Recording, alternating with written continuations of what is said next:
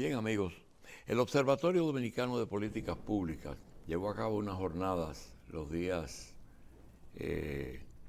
ayer, anteayer, en el Catalonia, y sus invitados principales fueron el doctor Héctor Díaz Polanco y el doctor Torrón. Ayer tuvimos al doctor Torrón y hoy tenemos al profesor doctor Héctor Díaz Polanco. El doctor Díaz Polanco es doctor en Derecho y actualmente es diputado del Congreso de la Ciudad de México, del que fue presidente en los años 20 y 21. Hoy es presidente de la Comisión de Pueblos, Barrios, Originarios y Comunidades Indígenas residentes en ese poder legislativo.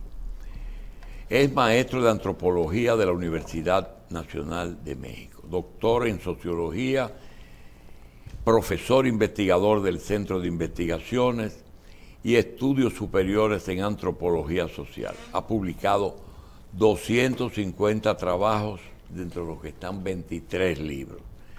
El doctor Díaz Polanco es mexicano, nacido en San Cristóbal, República Dominicana. El currículum es largo y el objetivo es claro. Nosotros ayer conversamos con uno de los participantes y hoy queremos hablar con el doctor Díaz Polanco, a quien le agradecemos muchísimo, tanto al observatorio que dirige Fernando Peña como a los profesores que nos visitan, porque hay un aporte específico que nosotros quisiéramos obtener de ellos dos. La posibilidad de que en República Dominicana se reproduzca el fenómeno que se han llevado a cabo en algunos países de América. Fenómenos que le confesamos que todavía no lo entendemos mucho, profesor, porque la izquierda tuvo una ola que llegó al poder, luego descendió y ahora está renovándose, pero no acaba de renovarse cuando ya Perú pierde su presidente.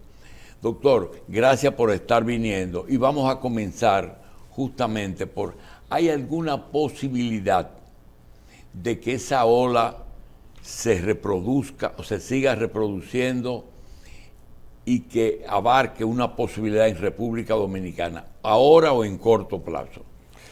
Ante todo, muchas gracias ante todo por la invitación, muy agradecido, un honor, gracias. Bueno, yo pienso que los acontecimientos políticos derivan fundamentalmente y en primer lugar de la matriz histórica propia. No hay posibilidad de imitar o copiar o reproducir a voluntad lo que ocurre en otros países. Se requiere además crear las condiciones particulares para el país, pero no es imposible, porque hay que recordar que hemos pasado por dos fases, dos olas progresistas. La primera empezó a principios de siglo, empezó a decaer en 2015, pero en el 2018 se inició el siguiente ciclo, lo inició precisamente México, y de México se decía que a diferencia de cualquiera de los demás países del continente, era casi imposible que lo lograra. Y sin embargo, México inició el nuevo ciclo en el 18 y con un campanazo tremendo, porque la llegada al poder de Andrés Manuel López Obrador ha implicado cambios fundamentales, geopolíticos en América Latina, internos en términos de la economía. Hay planteamientos muy novedosos por lo que hace a la cuestión ético-política, etcétera. Es un gran acontecimiento político con transformaciones que van a repercutir mucho en América Latina. Y en efecto, este campanazo inició un proceso nuevo que condujo a Argentina, Colombia, Brasil, etcétera, los cambios que hemos conocido. Pero no se pueden copiar los procesos. Los procesos, profesor, tienen que ser innovadores. Entendemos, la coyuntura de cada país es distinto. Sí. Usted tuvo la oportunidad de vivir dos culturas prácticamente, dos formas de ejercer la política, tanto en República Dominicana como en México. Pero en República Dominicana tuvo el privilegio, no sé si el privilegio, de vivir desde los años 50 hasta los años 70.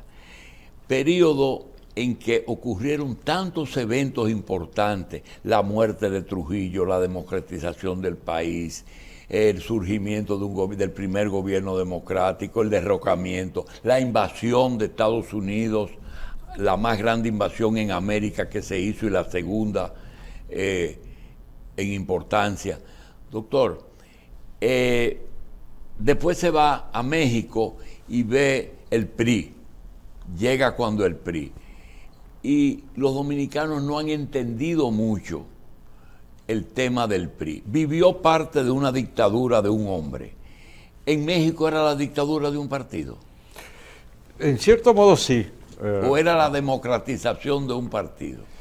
Que renovaban sus líderes. Sí, es una fórmula que en México deriva de un proceso histórico enormemente importante. La primera revolución social del siglo XX, la Revolución Mexicana, que dio lugar a esta fórmula de una continuidad del partido con discontinuidad de los presidentes. De los líderes. Es decir, los presidentes no pueden reelegirse, o se estableció como un acuerdo, un pacto político.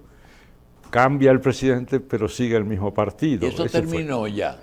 Eso terminó, espero que para siempre, porque la hazaña que hizo Morena, el movimiento político de Andrés Manuel López Obrador y el propio López Obrador, fue no solo reducir al PRI al segundo lugar, sino relegarlo al tercer lugar. ¿Cuántos años duró? Alrededor de 80 años. Doctor, ¿fue bueno o malo para México esa situación? Bueno, en el contexto global de América Latina yo creo que no fue tan malo, porque permitió un gran crecimiento a México. El México moderno se construyó en ese régimen.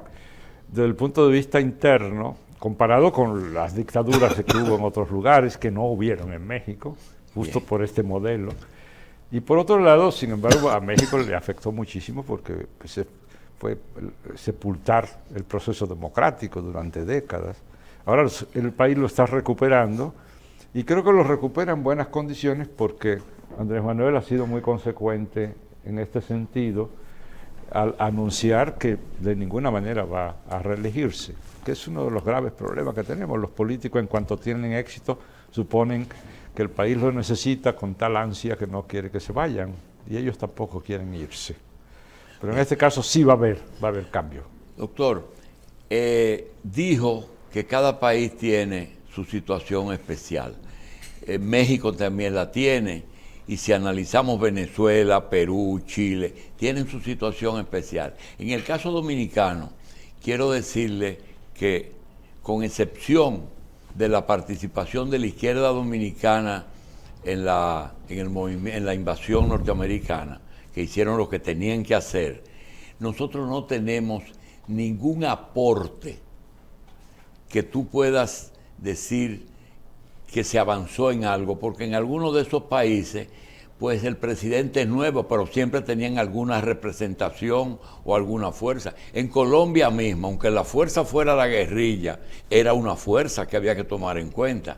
Nosotros no tenemos una izquierda que pueda exhibir nada que no sea, que ellos no quisieron involucrarse en ningún proceso de corrupción. A ellos no les gusta, y a la persona que está a la derecha suya menos, que uno diga eso, pero realmente ni una regiduría lograron por sí solos.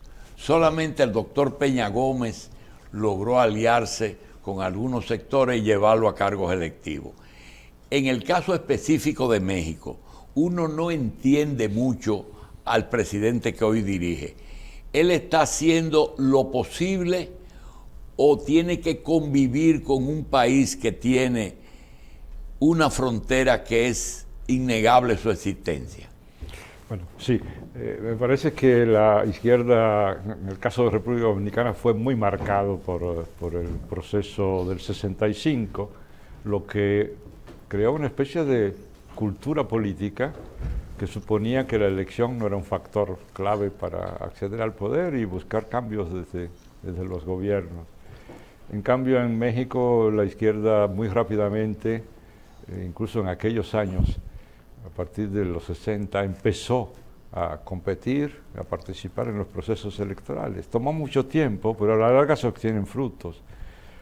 No se obtienen si se pone uno al margen, porque se convierte uno en marginal, en secundario, en insignificante desde el punto de vista político. Entonces Andrés Manuel construyó este gran movimiento como una gran constelación, una gran alianza entre diversos sectores en el marco de la izquierda, sin entrar en discusiones sobre procedencias, etcétera, etcétera. Y eso fue lo que permitió llegar al poder. Yo creo que Andrés Manuel en este momento está iniciando una nueva época, porque todo indica que ha hecho de tal manera un gobierno exitoso, sobre todo en materia económica. Había la idea de que iba a ser un fracaso, puesto que un antineoliberal, por supuesto, no puede manejar, se pensaba, las variables macroeconómicas sin fracasar, etcétera. Pero no, ha sido muy exitoso y tiene un nivel de aprobación, de aceptación enorme, 70%. El segundo más grande del mundo. ¿Hay un posible sustituto del presidente Obrador? Tenemos al menos 3 posibles sustitutos. La jefa de gobierno de la Ciudad de México. Hay que recordar que el propio Andrés Manuel primero fue jefe de gobierno de la Ciudad de México, el actual secretario de Gobernación y el actual canciller, Marcelo Ebrard. ¿De qué senadora se está hablando también? Senadora, debe ser senadora de oposición, sí. que quiere también ser la Profesor, senadora Gálvez. Sí. Profesor, el Fernando Peña tuvo la oportunidad de asistir a todas las exposiciones de ustedes y quizás él pueda obtener algunas informaciones útiles para el país que se debatieron en la jornada. Fernando. Sí, pero no solo eso, porque me interesa ahora que Héctor pueda abordar un asunto que tiene mucho que ver con la actualidad latinoamericana y con el ejemplo de México y esos resultados. Sobre todo ahora que se intenta vender en la contraofensiva que desarrolla el poder imperial, los Estados Unidos de Norteamérica, en relación a la ola progresista y de izquierda que avanza de nuevo en estas circunstancias de momento. Pero hacerlo en función de lo que pasa justamente en el país. En el resultado de las elecciones anteriores, las últimas de este país, José Horacio, Pedro y Juan Dionisio, un diputado nacional y 2 diputados más, son el producto del esfuerzo y la participación directa de sectores progresistas y de izquierda. Y no simples regidores, diputados, incluso el diputado nacional Juan Dionisio, el presidente del Frente Amplio. Esfuerzo propio y acumulación propia.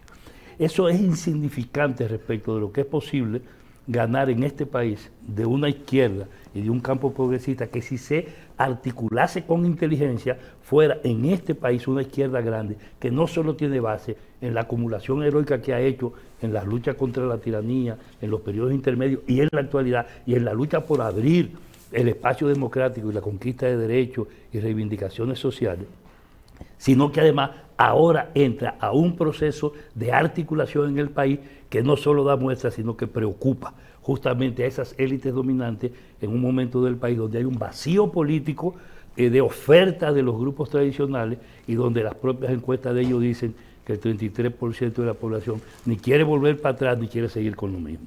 Pero esa es una discusión que hay que hacerla al margen, doctor, del espacio que tenemos con Héctor ahora, pero no podía pasar el momento y la ocasión sin hacer la referencia. Por eso, yo creo que sería interesante ver el ejemplo desde el ejemplo de México y de Morena y de López Obrador, tan cerquita como está de los Estados Unidos, que es su propia primera frontera, vamos a decir, en el proceso latinoamericano en sentido general. Y cómo esto, que es de lo que va a ser incluso cuestionado esta tarde y examinado esta tarde, a las 6 de la tarde en el Paraninfo de Ciencias Jurídicas de la UAS, donde el tema va a ser el golpe de Estado a Juan Bosch, relacionado con lo que es la política de los Estados Unidos frente a la ola progresista, que ha ya repetido más de una vez iniciativas de golpes de Estado y situaciones como la que tiene actualmente Perú. Sobre eso y esos elementos y esa relación, a mí me interesaría, más que yo hablar ahora, que lo pudiera hacer Héctor, por una razón fundamental, porque es que hay un influjo, no hay un calco, no puede haber una copia, no hay una relación mecánica, pero hay un influjo en el marco de América donde un proceso sirve ahora. El estímulo que da la vuelta de Lula y la resistencia del pueblo peruano al golpe de Estado que dieron los Estados Unidos con la careta cívica que tienen en el Perú son una muestra de que efectivamente un proceso influye el otro. Y tal vez es un poco la lógica de la pregunta y del interrogante. Yo preferiría que fuese Héctor el que dijera la referencia en ese sentido. Adelante, doctor. Bueno, en las reuniones que hemos tenido, una de las conclusiones que me parece muy relevante es el hecho de que hay una crisis generalizada de los sistemas de partidos en América Latina. En algunos lugares ya están buscando soluciones, pero en otros no se ha avanzado prácticamente nada. Es decir, lo viejo impera en materia de partidos políticos. Nosotros estamos proponiendo, a partir de la experiencia de México, la idea de que los nuevos partidos tienen que ser partidos movimientos, es decir, partidos construidos en articulación con los movimientos sociales. De otra manera, no hay modo de acumular fuerza política suficiente para enfrentar la tarea.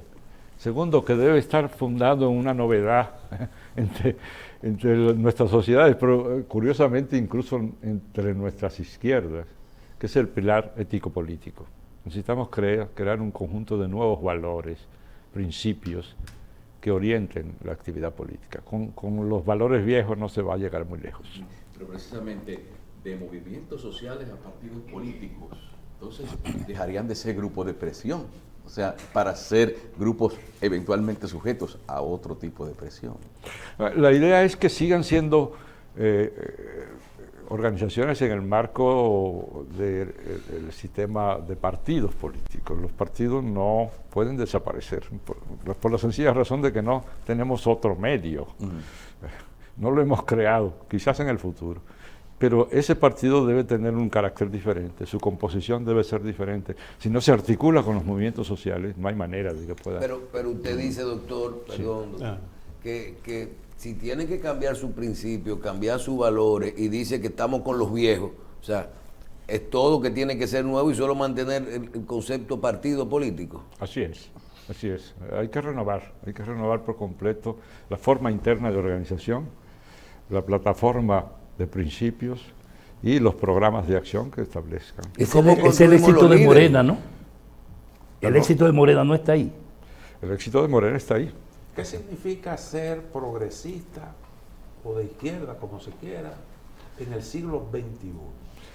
Significa construir sistemas democráticos, pero que al mismo tiempo favorezcan de manera prioritaria y principal a los sectores más desfavorecidos, para decirlo en términos llanos, a los más pobres. Por eso es que el lema fundamental de Morena, con el que construyó su éxito político, fue: por el bien de todos, primero los pobres.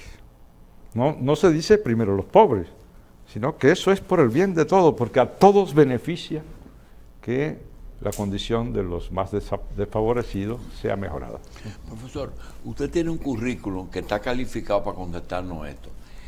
Lo que tenemos que hablar todos los días sobre política o economía, tenemos que tener presente que hay algunos lapsos que tienen una duración más o menos de cada gobierno. Por ejemplo, un gobierno constitucional en Estados Unidos aquí 4 años, pero puede repetir a 8.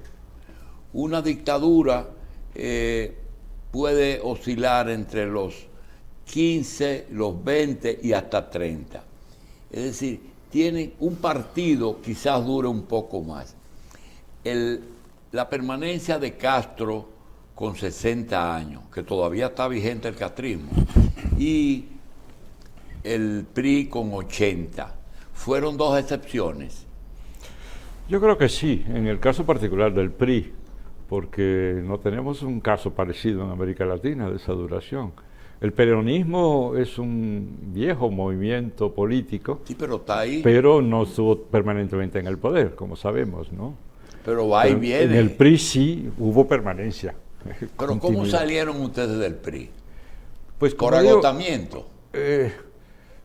salimos con un planteamiento novedoso en términos de el modelo político respecto al neoliberalismo vigente. Es decir, yo pienso que no hubiera surgido este cambio si el PRI no hubiera aceptado como el modelo a aplicar el modelo neoliberal. ¿Y fue una política de los dos últimos gobernantes o fue del partido? Fue de los últimos, gobernantes antes de que en el 2000 entrara digamos, la otra vertiente de las fuerzas políticas mexicanas, me refiero a la derecha histórica del país, que es el Partido Acción Nacional, y que ganó la elección en el 2000, recuerden con Vicente Fox, y todavía alargó su periodo con un siguiente sexenio, pero luego volvió al PRI y siguió aplicando exactamente el mismo modelo exacerbado de neoliberalismo, que tuvo como efecto un desastre socioeconómico para las clases populares, un empobrecimiento tremendo y una economía que cada vez fue más débil en términos de las mismas variables que aún así, dependían. profesor, fueron necesarias grandes alianzas para lograr salir del PRI. El resultado de los gobiernos producto de alianzas, ¿dejaron un buen sabor o dejaron muchos problemas? Bueno, eso se está experimentando por primera vez en México ahora, porque cuando gobernó el PRI y cuando gobernó el PAN... después de salir del PRI. Después de salir del PRI, esta experiencia está demostrando ser la correcta y la que está dando resultados muy buenos, resultados muy, muy buenos. Por ejemplo, tómese en cuenta que México tiene en este momento una de las monedas más poderosas del mundo. No hay muchas quejas de parte de los aliados que no participan. Pues por supuesto, para ellos el país está viviendo un desastre. Yo llamo eso el negacionismo político. La derecha se ha puesto en un plan de no reconocer, bueno, ni los buenos días. Incluso yo recuerdo un caso hace muy poco que un adversario me desafiaba y me decía, deme un caso, solo uno, en que haya hecho bien las cosas Andrés Manuel. ¿Y qué tanto se ha fortalecido la moneda ya? Es la segunda moneda más sólida a escala mundial. No solo no se devaluó, que era lo que se esperaba que ocurriera, sino que al contrario, se ha revaluado. ¿En qué porcentaje? Estaba en 20 cuando empezó el gobierno, bajó a 19, ahorita incluso empezó a bajar a 18. O sea, se está revaluando. ¿Cómo se vemos que usted está trabajando con los pueblos indígenas y vimos el caso de Chiapas. ¿Hay muchas diferencias sociales todavía en México? Sí, bastante, mucho. Pero es una asignatura pendiente que apenas se está rascando la superficie. Tenemos graves problemas. Esa es la gran herencia. Tenemos dos grandes herencias trágicas. El primero es la pobreza y la desigualdad. El segundo es la inseguridad pública, la delincuencia organizada. Esos son nuestros dos grandes retos, creo yo, como país, ¿no? ¿Cómo está conjugando México su posición al gobierno, su posición de izquierda, progresista, con ese vínculo tan estrecho que tiene México con Estados Unidos? Sí, yo creo que con la llegada de Andrés Manuel se nota que lo que parecía solo como una desventaja es al mismo tiempo una ventaja, esta cercanía con Estados Unidos. Conocemos la frase histórica, pobre México tan cerca de Estados Unidos, tan lejos de Dios, ¿no? Pero este vínculo da una posición de mucha fuerza al gobierno de Andrés Manuel, porque Estados Unidos tiene que llevar buenas relaciones con México, porque México, lo acaba de lograr hace apenas unos meses, es el primer socio comercial de Estados Unidos a escala mundial, desplazando a China y a Canadá. De tal manera que México será cada vez más la gran fábrica de Estados Unidos, donde se hará la producción. En vez de China, ustedes. En lugar de China, así es. Esta noche van a conversar sobre el tema de los Estados Unidos y de Juan Bosch, de la caída de Juan. Hablan un poquito, no sé si Fernando o el doctor, con respecto a ese punto de vista que vi, que era el interés de los Estados Unidos, que prefirió en un momento dado hasta a Trujillo que a Juan Bosch. Si es así, si yo interpreté correctamente. En el caso de la historia dominicana está absolutamente claro. Es emblemático el hecho del golpe de Estado de Juan Bosch. Nosotros queremos... Pero ellos preferían volver a Trujillo que a... Nosotros queremos un gobierno democrático decente. Pero mientras exista la posibilidad de un gobierno filocomunista dirigido por Juan Bosch, no renunciamos a la vuelta al trujillato. Textualmente era la política norteamericana que llegó al golpe de Estado el 25 de septiembre de principios de los 60. Esta noche, a las 6 de la tarde, no tarde de noche. Sí, pero espérate, están hablando con Díaz Polanco, que conoce a lo que ustedes están hablando. El tema es que no es como preguntó Michelle de Bosch al trujillismo. Esa no fue la motivación que se usó para el desplazamiento. No, bajo ninguna forma fue reponer trujillismo. No, el desplazamiento era que querían un gobierno democrático decente, que no era la vuelta al trujillato, pero a eso no renunciaban, si existía la posibilidad de que hubiese un gobierno dirigido por Juan Bosch de naturaleza filocomunista, porque era como si no se quisiera permitir una segunda Cuba en América, y particularmente en el Caribe. Es lo que planteó la política norteamericana. Pero hoy por lo que me quiere hacer la pregunta, se refiere a la actividad que tenemos, que es la última, con Atilio y con Héctor acá, y un grupo de intelectuales dominicanos. Una reflexión para examinar frente a la ola política latinoamericana, la política de los Estados Unidos, ¿cuál es? Hechos concretos. Perú ahora, pero Brasil, Bolivia, Honduras, por ejemplo, como acciones contra esa ola. ¿Qué relación hay en el tipo de actuación con los cambios en la realidad del momento de Juan Bosch, un ejercicio democrático derrocado a los 7 meses, con la situación actual? Eso es lo que se va a discutir a las 6 de la tarde en el Paraninfo de Ciencias Jurídicas en el NU, en la UAS, como última actividad dentro de la jornada. Bien. Doctor, mire, usted mencionó inseguridad ciudadana dentro de los dos problemas. En estos días hicimos aquí un resumen de las fuerzas que hacen ganar un mandatario en unas elecciones. ¿Qué poder tiene el narcotráfico en las elecciones mexicanas?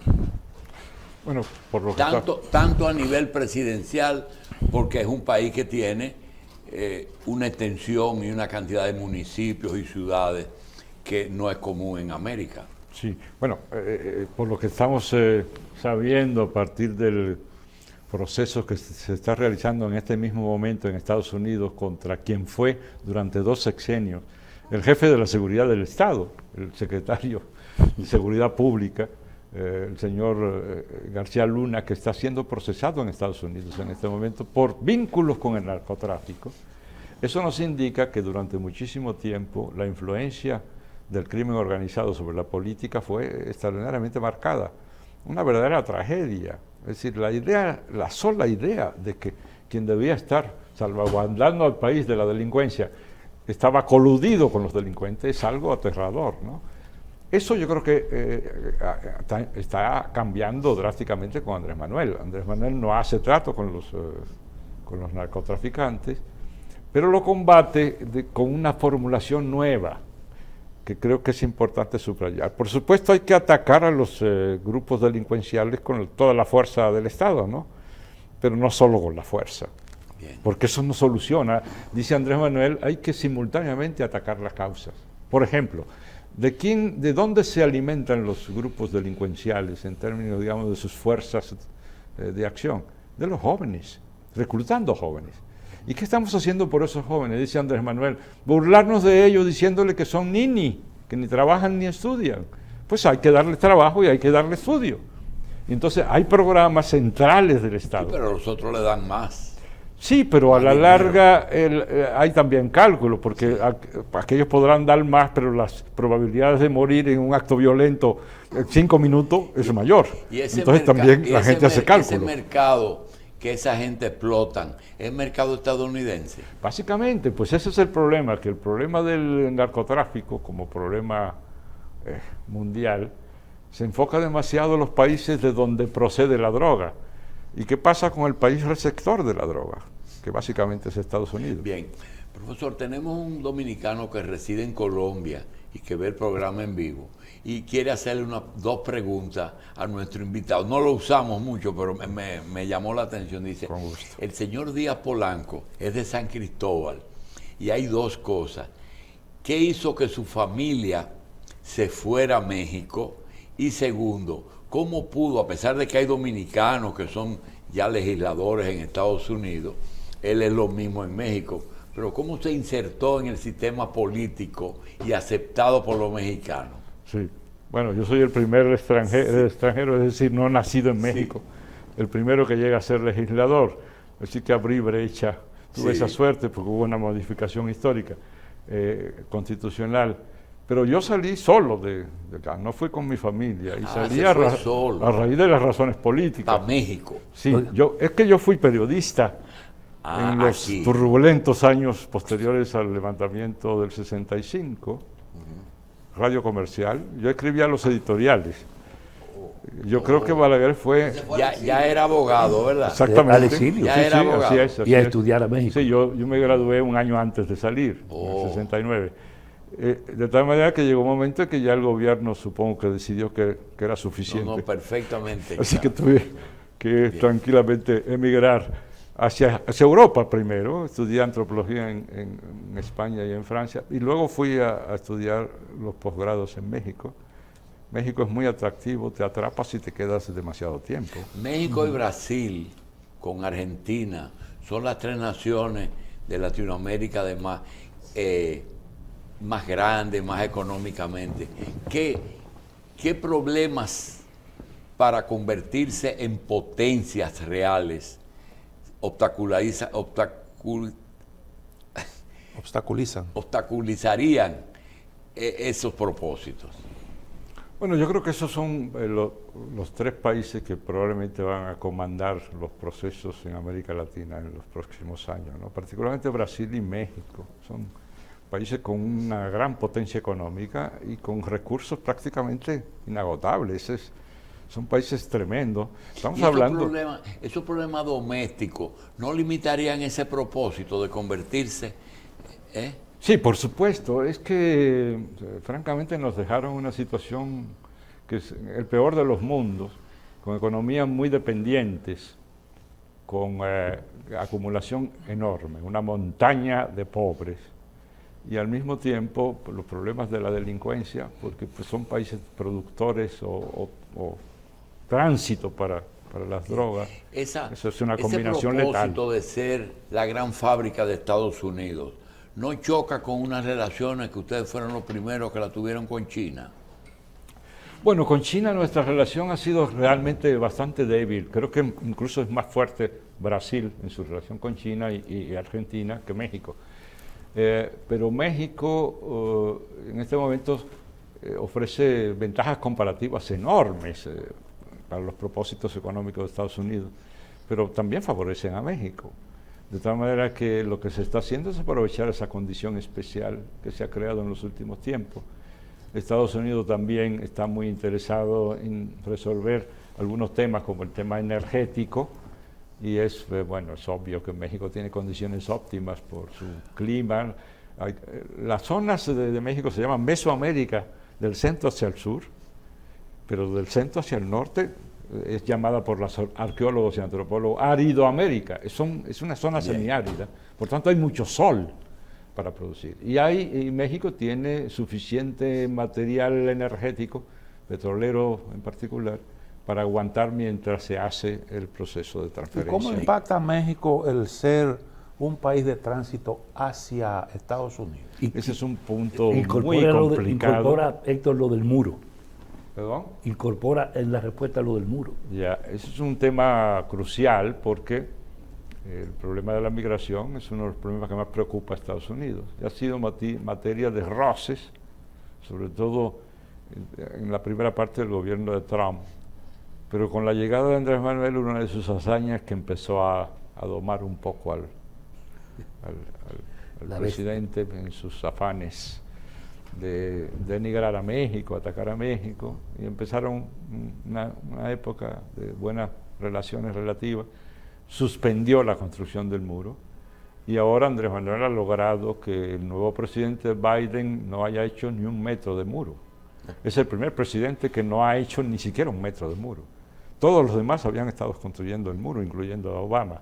Así que ese es un éxito diplomático muy importante para Andrés Manuel. Profesor, para terminar, no hay que preguntarle que a veces usted se sienta o en las redes o en la prensa a ver lo que pasa en su pobre país.